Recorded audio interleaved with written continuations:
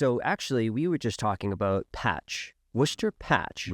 So how does that model even work? Because since journalism not is dead, but has been on a steady decline, you get these things like patches showing up, right? And it's a representative of like a few towns together sometimes, or it's just like, because I think we have a patch, but it's like Medway Millis together or something like that.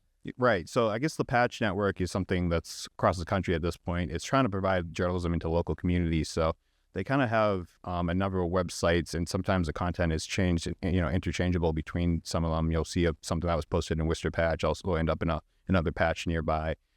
So it's just kind of this model that's trying to fill that need for local journalism. And there's a lot of different models people are experimenting with in journalism, Substacks, nonprofit models. Everybody's trying to figure out how to survive in this landscape because, the traditional, physical newspaper with a bunch of ads in it that, cover the cost of producing the newspaper, that business model is not what it used to be. Although the Worcester Business Journal, it still does a print edition every other week. So every other week. Yeah. Wow. So because I know that I think once a month in the mail I get my Medway Millis patch. Right. Okay. And it is, a lot of ads inside there. And I've even thought about 21 plus, 85%, 21 plus. Can I add, can I put an ad into this thing? And I haven't actually explored any of that stuff, but I do know that there's, we get it once a month, and it's interesting to have a print version because I actually do flip through every page.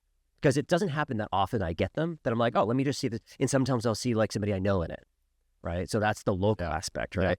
So my brother-in-law would be, when he was the varsity basketball coach, for instance, he was like, hey, they just hired a new varsity basketball coach. And I was like, oh my God, there's Eric, right?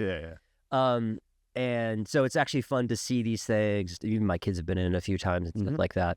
So, I do like that local feel. And it's interesting that the advertising model, it's really, and it has a ton of ads in it, of course, to be able to support that model.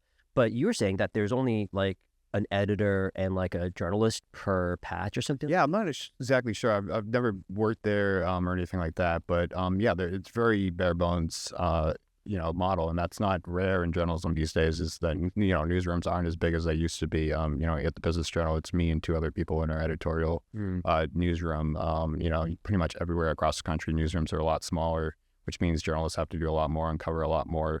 Which unfortunately means news does fall through the cracks more than it used to, just because there aren't as many journalists out there.